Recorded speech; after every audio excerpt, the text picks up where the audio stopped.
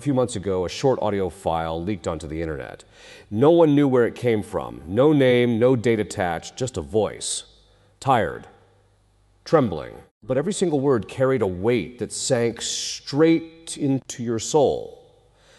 That voice belonged to Father Marcus Kell, a priest who spent 3 decades handling the church's most dangerous exorcism cases, or cases that were erased from the records, cases the Vatican never speaks about. Father Kell never appeared on camera, never gave an interview. People assumed he'd retired or perhaps had already passed away. But then, one night, out of nowhere, a recording surfaced, one he had made with his own hands, as if he knew it would be his final message. In this recording, he doesn't just talk about demons. He talks about the things that quietly slip into every home, every family, without anyone noticing. He reveals that the real danger isn't what you see in movies. The real danger is the thing you never see coming until it's too late. Have you ever felt like there's a place in your house you don't want to be alone in? Have you ever heard a sound at night that had no explanation? Father Kell says these are never just coincidences. This video will lay out the full truth of that final message. In 6 parts, in his own words, in his own voice, a message that might change the way you see your entire world. But a warning, once you listen to this, there's no going back to who you were before. My name is Marcus Kell. I am a priest, but if I'm honest, over the past 30 years, I stopped being just a priest. I became a witness to things the human mind was never built to hold. When I was young, seminary taught me that exorcism was rare. They told me 99 out of 100 cases were medical, depression, psychosis, trauma. And truthfully, I believed that too. I was a rational man. I trusted science, I trusted the church, and I carried both together without conflict. Then I got my first case. There was a small house on the edge of town where a family lived. A mother, a father, and their 11-year-old son. They told me their son screamed at night in a language no one had ever heard before. Doctors said epilepsy, psychiatrists said trauma, but nothing worked. The first time I stepped into that house, something felt wrong, a heavy, cold sensation, as if the air in the room was breathing on its own. I brushed it off. I told myself it was just my imagination, just fear. Then the boy spoke. He wasn't speaking in my language. He was speaking the details of my own life, things only I knew. Secrets from my childhood, the last words my mother said before she died. A sin I had never fully confessed even to God. That's when I understood this was not a boy speaking. After that day, my life split into 2 halves. One half was who I had been before, a priest who comforted people, who gave Sunday sermons, who performed weddings. The other half began that night when I learned that darkness isn't just something in stories. It is real. It waits. And it is always searching for a way in. The Vatican trained me. They taught me how to tell real cases from false ones. They taught me prayers, rituals, ways of protection. The most important lesson I ever learned was this: what you look at looks back at you. That lesson was repeated to me over and over with every case, every house, every family I tried to help. Over 30 years, I saw hundreds of cases. Most turned out to be false: mental illness, family conflict, or simply loneliness that convinces people of strange things. But some, very few, maybe 20 or 25, were cases I can never forget, where I witnessed things no science could explain. A woman floating 3 feet above her bed with no support beneath her. A child speaking flawless Latin, though he had never once studied it. A room where every cross turned upside down, no matter how many times we corrected it. People asked me if I was afraid. Truthfully, yes, every single time. But fear was never what stopped me. Fear was what reminded me I was in the right place, doing the right work. But what I'm about to tell you isn't about those exorcisms. It's about what I learned slowly over years about the patterns that repeated in every case. Things that could happen in any home, including yours, and you wouldn't know it until it was too late. I'm recording this message because my health isn't what it used to be. The doctors say I don't have much time left, and I refuse to let all of this disappear with me. Some will say this is nothing more than an old priest's stories. Maybe, but if you've ever felt that cold, heavy air in your own home, if you've ever heard a sound at night you couldn't explain, I ask you, stay until the end, because what I'm about to tell you in the next parts isn't only about demons, it's about what's hidden inside you and what's waiting for the chance to come out. People often ask me, Father, how do these things get in? And my answer always surprises them, because the truth is, nothing ever breaks its way in. Every single time, someone opened the door themselves. I remember a case, a young couple, both college graduates, both rational people who treated supernatural as a joke. After their wedding, they bought a Ouija board, just for fun, a party game. They sat with friends, laughing, asking questions. 6 months later, they came to me. Their marriage was falling apart. Objects moved on their own in the house. At night, the wife spoke in a language her husband didn't understand. And when I asked when it all began, they both gave the same answer: the night we played that game. This isn't just about a Ouija board. I want to tell you about several doors, paths people unknowingly open. The first door, curiosity without understanding. People think it's just for fun. Tarot cards, seances, spirit calling apps that are common now. But in the spiritual world, intention doesn't matter. Only action matters.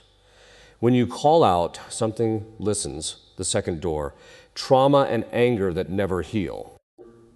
I've seen that people who bury deep pain or hatred inside themselves without ever dealing with it create an empty space in their lives. And where there is empty space, something else tries to fill it. The third door, addiction. This is the most dangerous door I've witnessed. When someone repeatedly loses control of their will, whether to drugs, alcohol, or anything else that takes over, they create a gap between their mind and their spirit. And in that gap, things get in. There was a young man's case, 20 years old, addicted to drugs. His mother came to me crying, saying that at night he spoke in a voice that didn't sound like his own.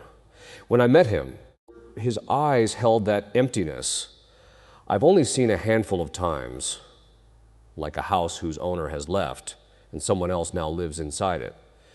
But the most dangerous thing I ever learned is this: once these doors open, closing them is very hard, but not impossible. The church teaches us that prayer, sacraments, and especially confession act like spiritual locks. When someone opens up about their sin, admits their mistakes, and genuinely tries to change, they take back control of their life. But the most important thing I learned is that protection doesn't come from religious rituals alone. It comes from awareness. Most of the people who came to me had no idea they had opened any door at all. They were completely unaware. So I want to tell you this: be careful with your curiosity. The things that seem just for fun don't always have fun consequences. Deal with the trauma you're hiding inside with a therapist, a trusted person, or through prayer, whatever works for you. And if any addiction is controlling you, ask for help, because it isn't only dangerous for your body. There's one more thing I want to share. Because few people know this, houses carry their own history too. I've seen cases where a family moved into a new home with no idea what had happened there before. Suicide, murder, or some tragedy that became a kind of spiritual residue in that place. And unknowingly, the new residents had to live alongside that residue. One family called me. Their new home seemed completely normal. But their youngest child, only 5 years old, talked about an imaginary friend who told him things a 5-year-old couldn't possibly know. When we researched, we found that 10 years earlier, in that same house, a man had, I won't go further because the details aren't necessary, But the point is, a place remembers. So when you move into a new home, try to learn its history. And if something feels off, trust your instincts. Children's instincts, especially, they often sense things adults dismiss because a child's mind isn't yet filled with rational filters. Every exorcist has one case in their life that's different from all the rest, one that steals your sleep, tests your faith, and forces you to ask questions you never wanted to ask. Mine was Eleanor, or I won't use her real name. She moved forward with her life, and she deserves that. But I will tell you her story, because it's perhaps the most important lesson I can give you. Eleanor was 19 when her family came to me. A talented, intelligent girl, top of her class at university, gifted in art. But over the previous 6 months, she had become unrecognizable. Her weight had dropped dramatically, her eyes were always empty, and strangest of all, marks began appearing on her body that had no medical explanation.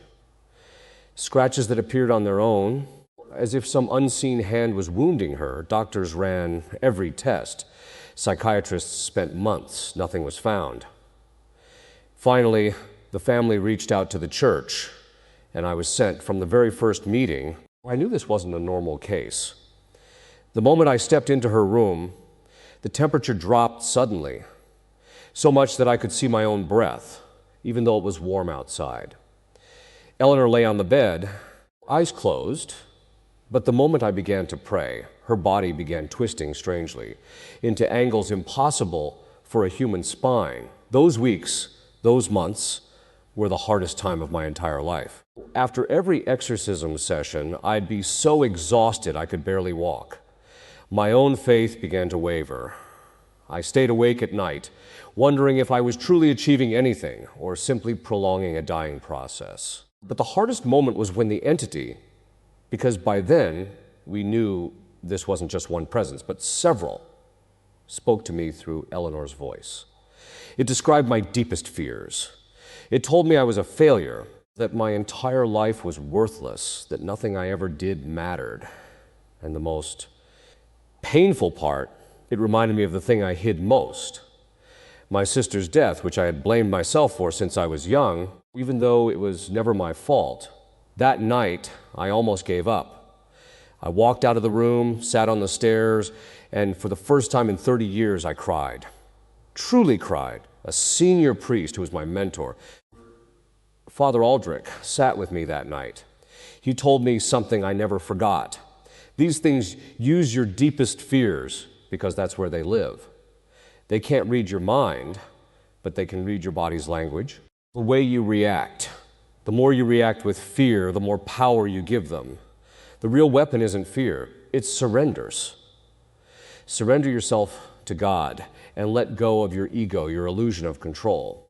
Something shifted in me after hearing that. The next day, when I returned to Eleanor's room, I went not with fear, but with a deep stillness.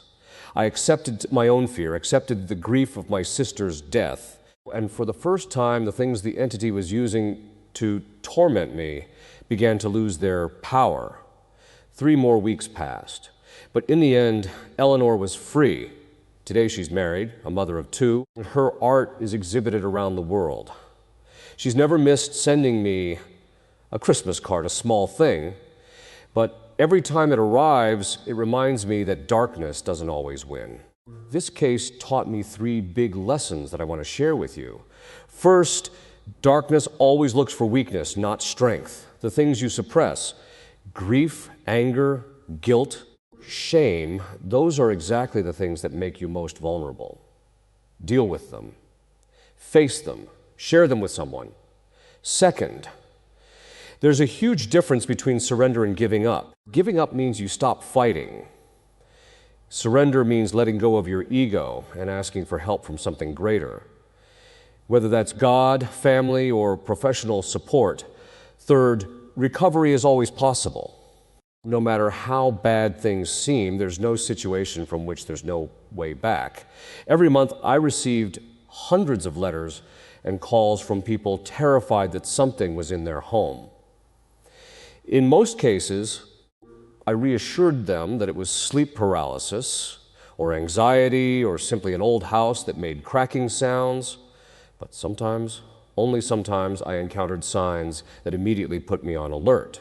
Today, well, I'll tell you those 7 signs, not so you see a demon in every shadow, but so you stay informed, stay aware. Sign 1, recurring specific numbers or symbols. This is a strange one, but I've seen in many cases that where a presence exists, people repeatedly see the same numbers or symbols on clocks, in dreams, in random places. This can be coincidence, but if the pattern intensifies alongside discomfort, it can be a sign. Sign 2, a sudden shift in sleep patterns, especially waking up at the exact same time night after night.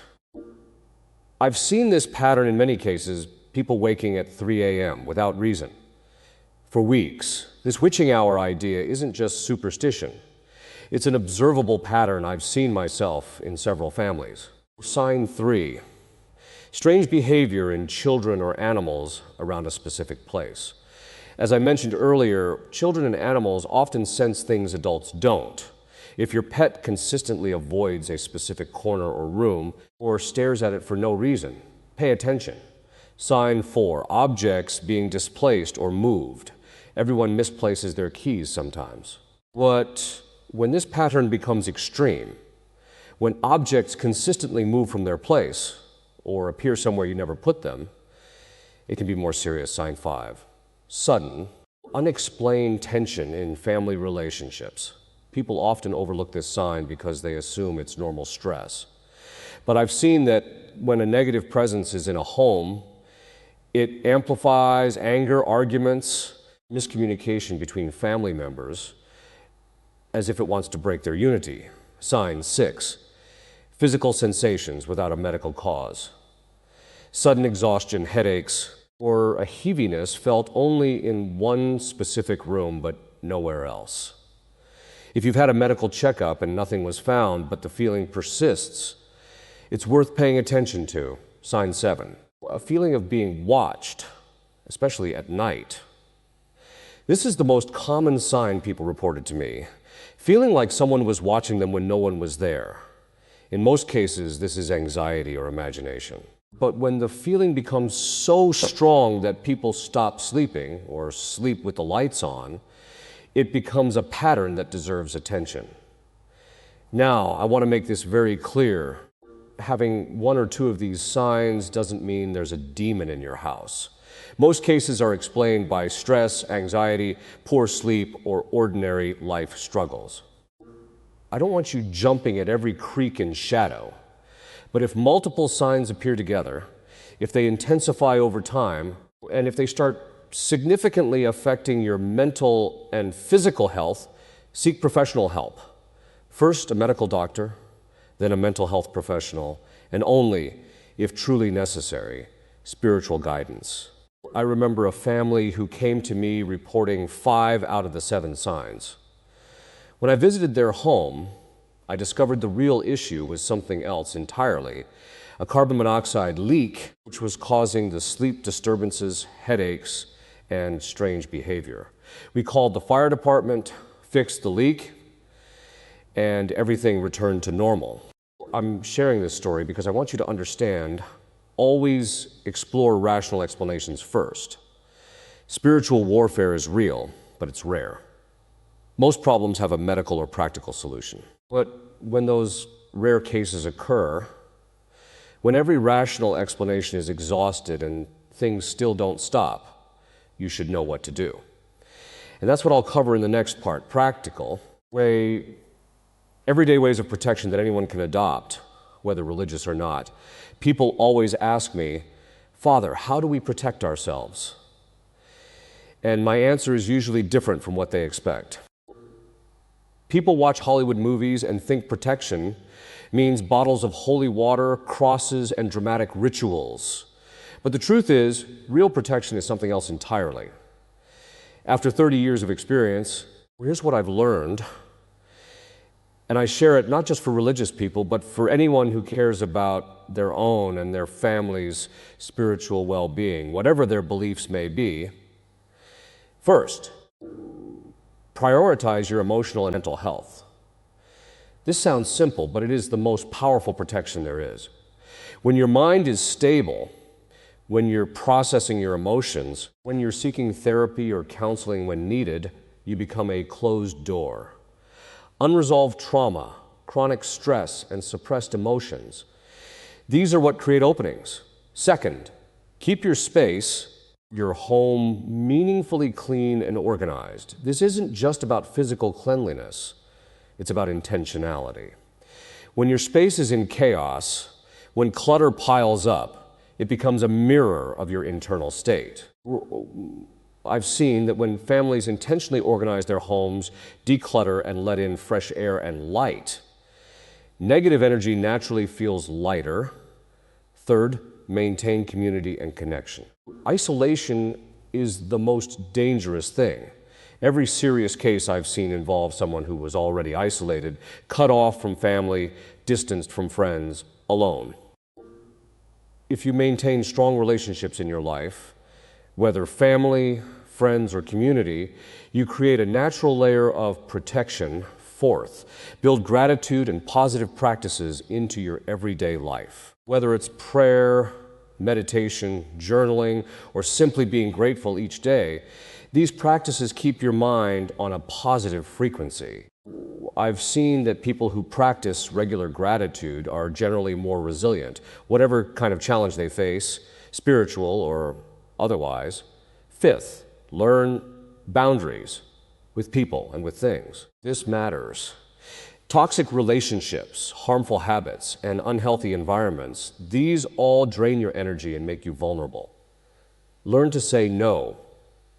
Learn to distance yourself from things that hurt you, whether that's a person or a habit. Sixth, if you're religious, practice your faith consistently.